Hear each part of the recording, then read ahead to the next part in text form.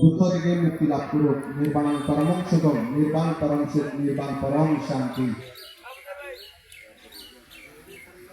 শুধু সমাবেশ এই পর্যায়ে স্বাগত বক্তব্য নিয়ে আসছেন রামগড় উপজেলা কৃষক দলের সংগ্রামী সাধারণ সম্পাদক জনাব মনির আহমদ।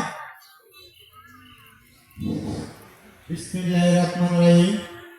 রামগড় ১ নং ইউনিয়ন ও পৌরসভার কর্তৃক আয়োজিত আজকের এই কৃষক সমাবেশের সম্মানিত সভাপতি, উপস্থিত চট্টগ্রাম বিভাগ থেকে আগত প্রধান অতিথি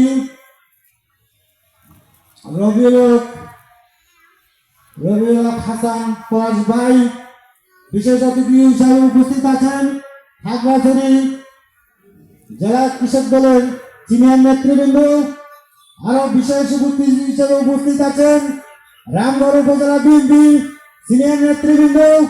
আরো বিশেষ অতিথি উপস্থিত আছেন রামগড় পৌর বিএনপি সিনিয়র নেতৃবৃন্দ।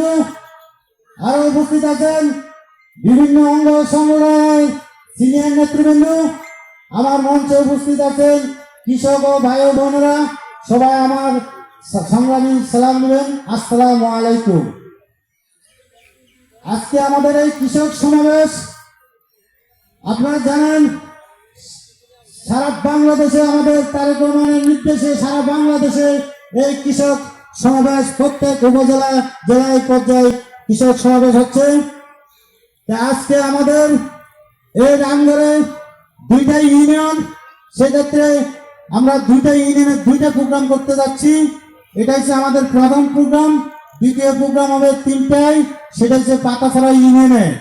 তাই আমরা লোকজন যত আমাদের এলাকার ইউনিয়নগুলো ছোট, তাই আমরা দুভাবে ভাগ করাতে আমাদের লোকজন যোগাযোগ করতে পারি নাই। কিন্তু যদি সমাবেশ একটা করতাম আমাদের এখানে লোক জায়গা দেওয়া সম্ভব হতো না। এইবেলা আমি সিনিয়রদের কাছে অনুরোধ করছি, যাতে আমাদের সমাবেশ দ্রুত হয়ে গেছে।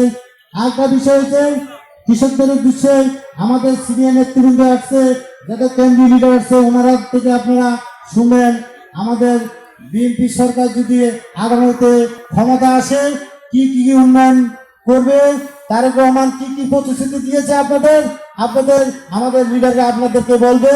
আমি ওই বিষয়ে যাব না, আমি শুধু একটা কথা বলতে চাই, এই কৃষক বাংলাদেশের কৃষকদের ইয়াতে বাংলাদেশ নির্ভরশীল।